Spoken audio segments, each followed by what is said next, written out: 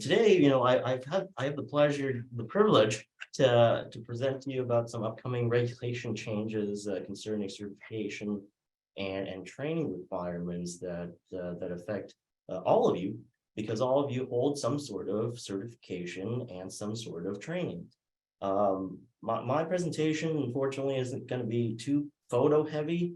And it's going to be like this for the next couple of years as these new regulations roll out. So again, I hope folks bear with me. Hope folks bear with all of us as we approach these new changes together. So with that, I'm going to start off by talking about the differences in the scope of work that's allowed to be done under each of these certifications and licenses. That's the PAC, the QAC, and the QAL. For most of you, this is a reminder, but I hope this information is useful for those who wish to better understand kind of the regulatory nuances with the differences between each of these, and for those of you who may be interested in pursuing a different or higher level licenses. I hope hopefully this is useful for you in the course of your professional development. So again, one of you likely hold one of these qualifications. That's why you're all here today. By maintaining any of these qualifications, you're considered a trained pesticide handler. So if you are an employee of an organization, they may want you to get one of these to keep up with the regulations and be considered trained as you handle and pesticide products and do pesticide applications. So the first qualification here is the private applicator certificate.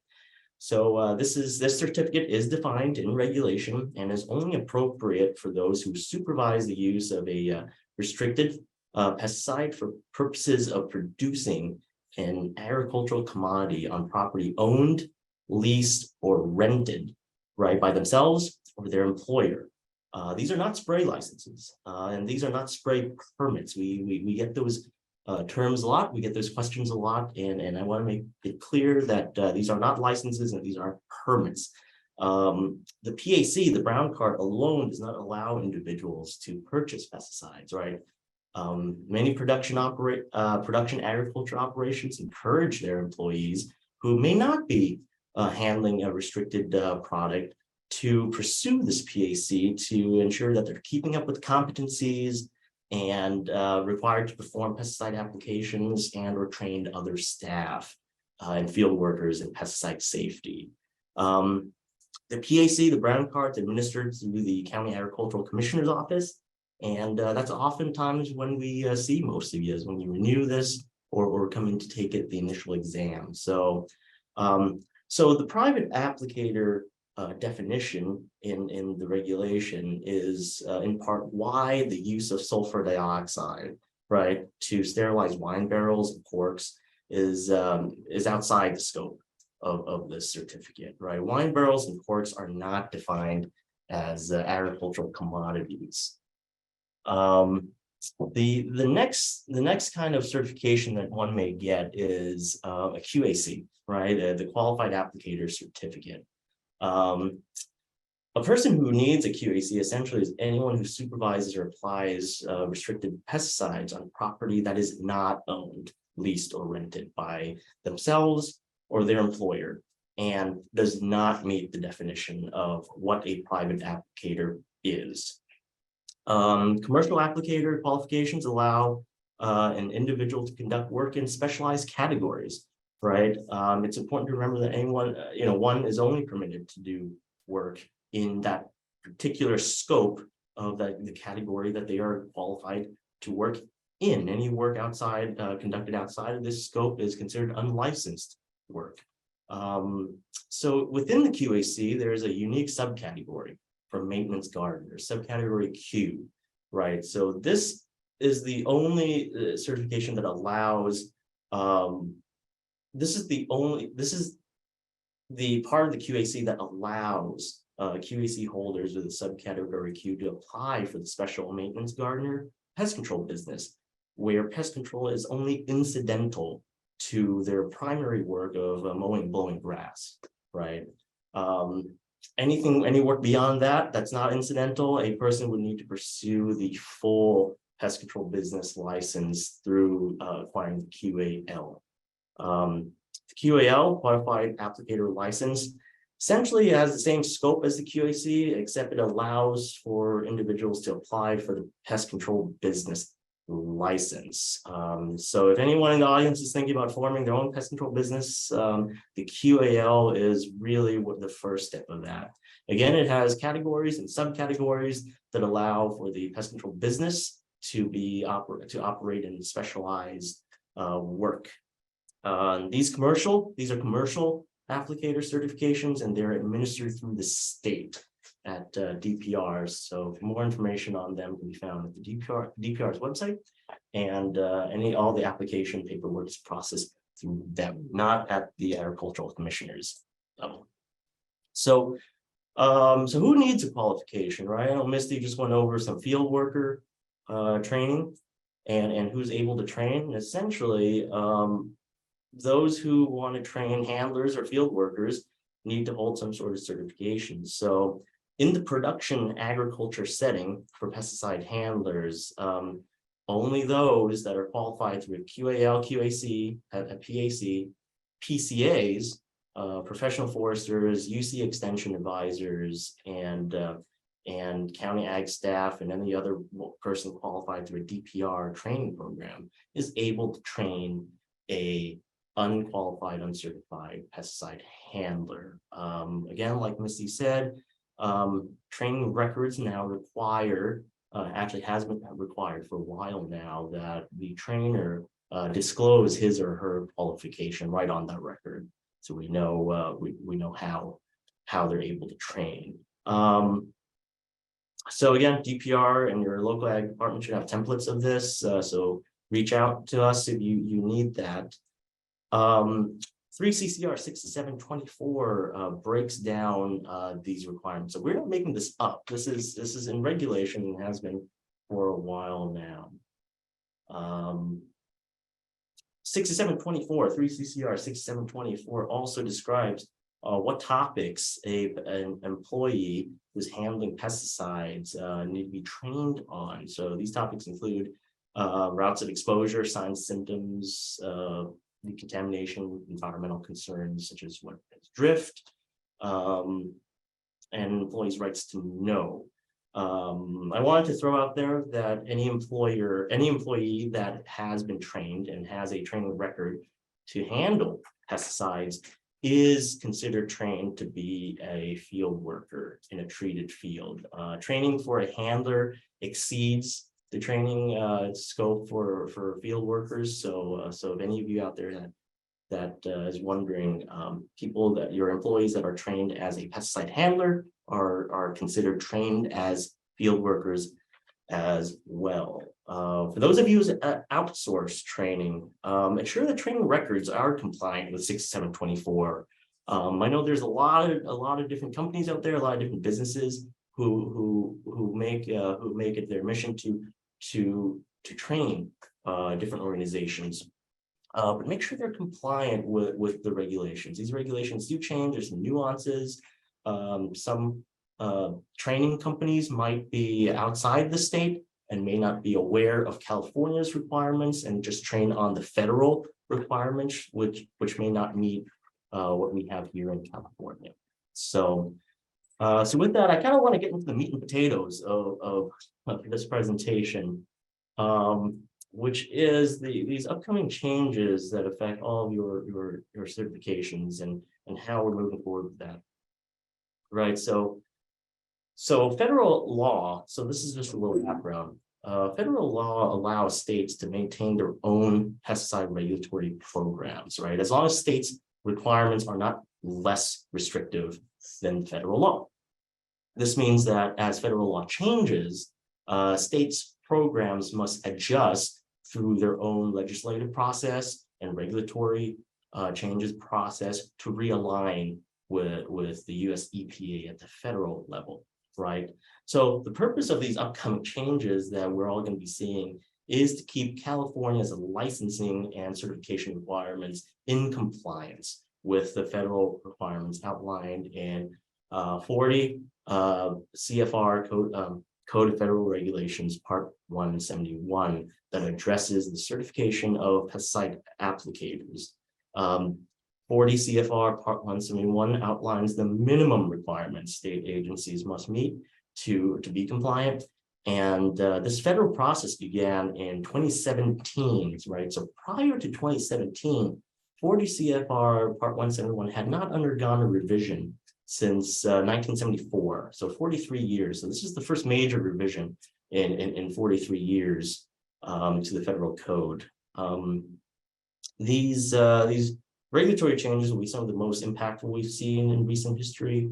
California's regulatory framework impacts users of restricted materials and general use pesticides, so it's a bit unique. So those that all persons that use pesticides in California will be impacted somehow.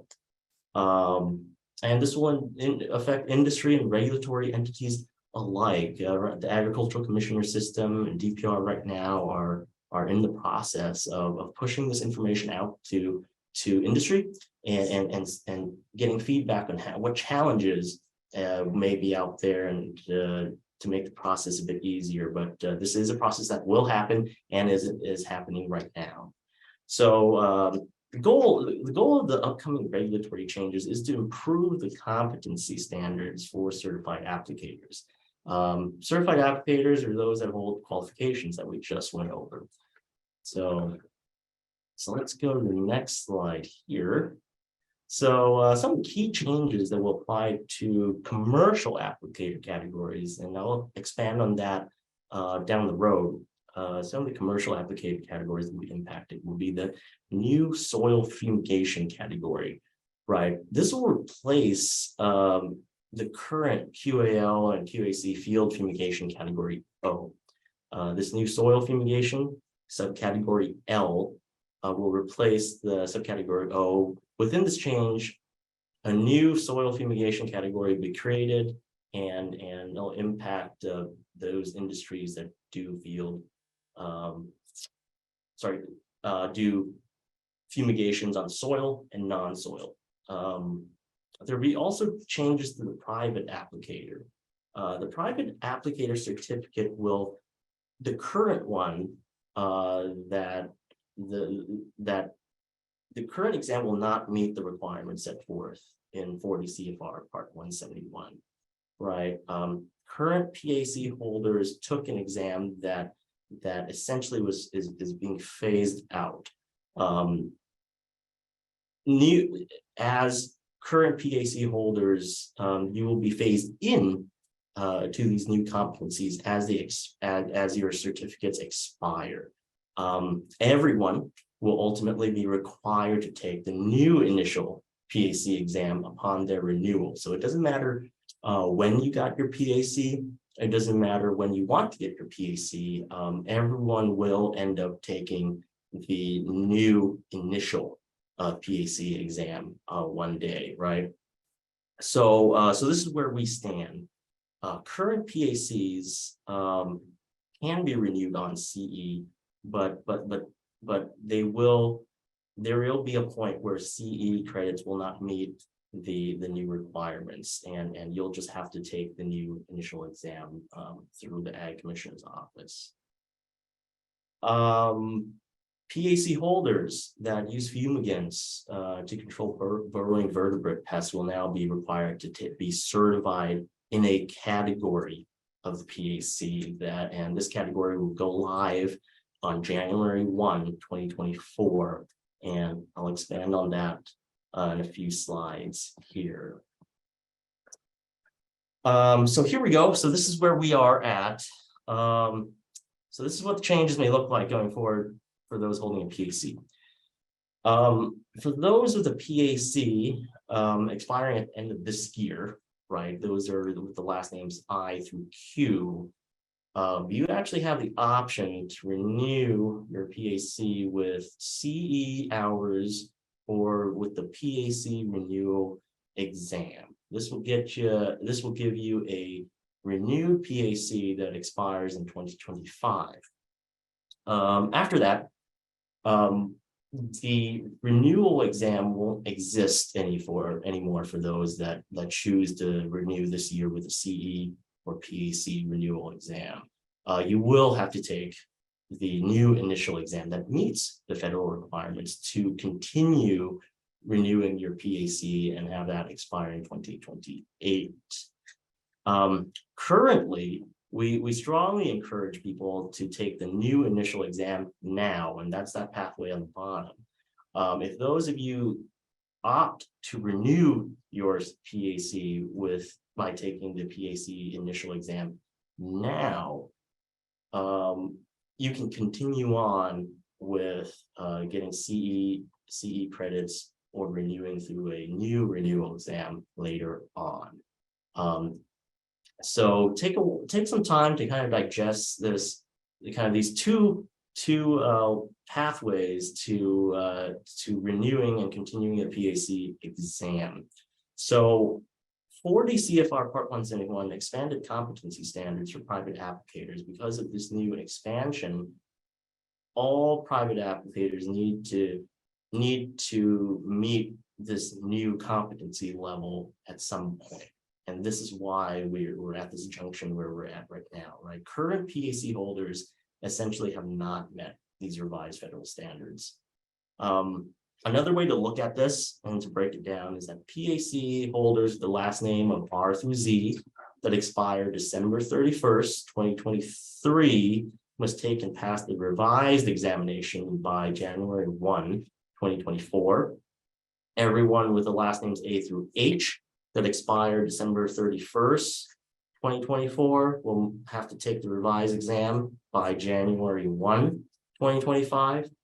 And those with I through Q going forward that expire December 31st, 2025 must take the new exam by January 1, 2026 to maintain certification. Hopefully some of that is clear.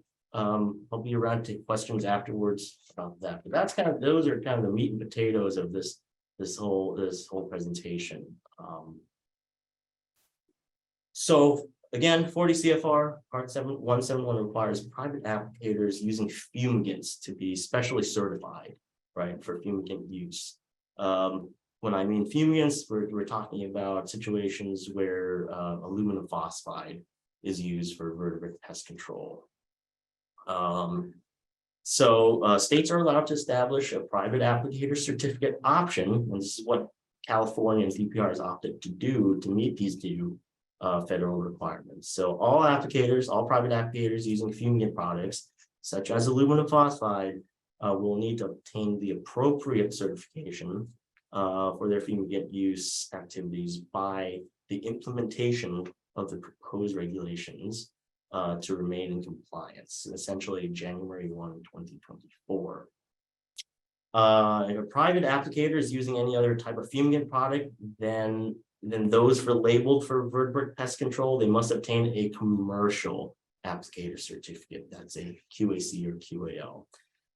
We don't really know what this looks like yet. We're still waiting on kind of the bits and pieces from DPR, some guidance from the state DPR to see how this will be implemented. But this is on the horizon. Those using aluminum phosphide or vertebrate pest control will need to be specially certified for that activity. A PAC alone and a restricted materials permit will not qualify you to use that product in that fashion. So we have a new study guide.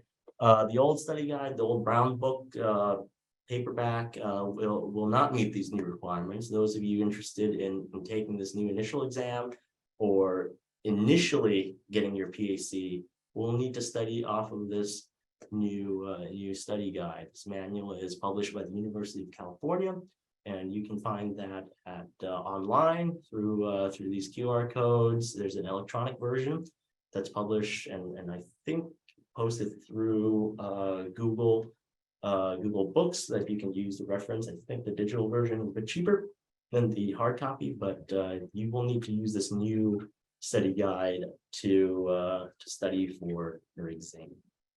right?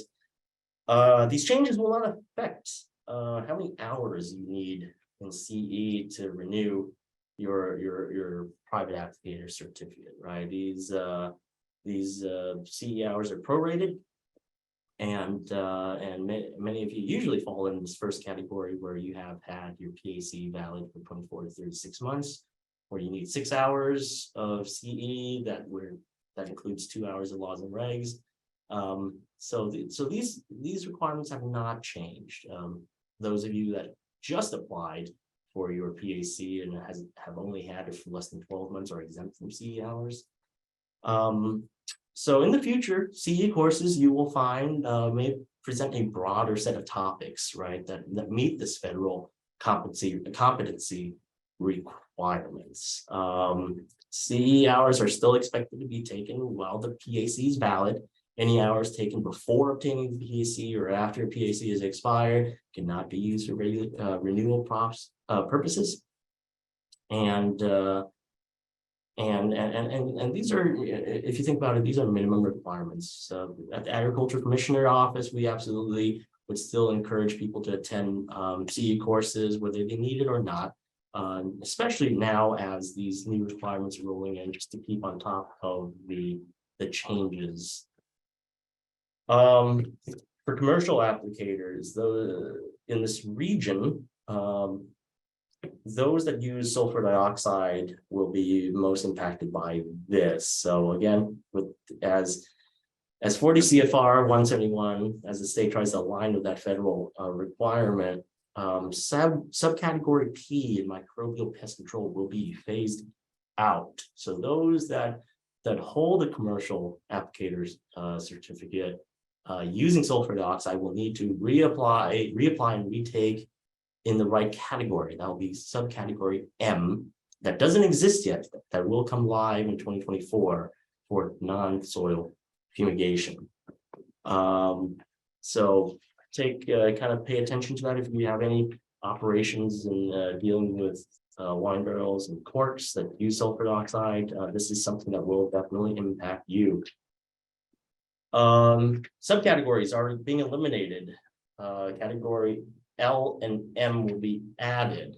So those in wood preservation, anti-fouling paints and coatings, sewer line root control, field fumigation, and microbial pest control will be eliminated. So those that hold those subcategories will need to reapply it and retake some in the right category for their work.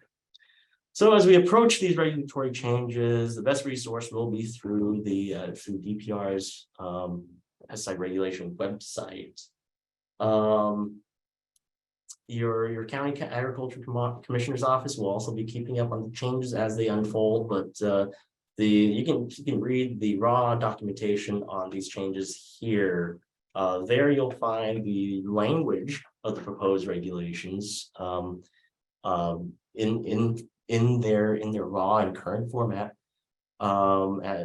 and you'll also find a lot of cleanup language as DPR takes this opportunity to clean up a lot of the existing regulations.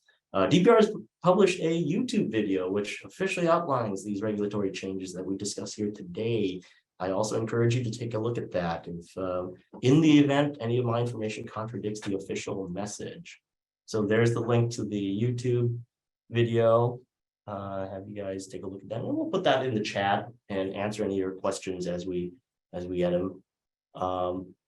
Here's again the link and information about the new study guide manual for the PAC exam. And I think that is kind of the bulk of the information we've got. Kind of on the horizon, DPR has proposed regulations for 1,3-D, a soil fumigant that many use to control nematodes and other soil-borne pathogens. I just wanted to throw that out there. Their public comment period starts this Friday, November 18th, and goes until January 18th. So if you have interest in using 1,3-D in the future, there will be some changes in how things are done. So public comment period, make your voice heard there. Well, really basically wrapping up. Thanks to everyone who showed up at our latest recycling day event. Thank you to Wilbur Ellis for hosting the space. We had 69 participants attend this year, and and we're processing the plastic right now. But just kind of looking at the pile, it seems to be greater than what we had last year, which was 14,000 pounds. So we'll get the number out there to you, or give us a call if you want the numbers. Reach out, give me a call, shoot me an email. There's a lot of changes on the horizon. We're trying to keep up with them ourselves, and we'll try our best to get you the information that you need to know to maintain your licenses. That pretty much wraps it up.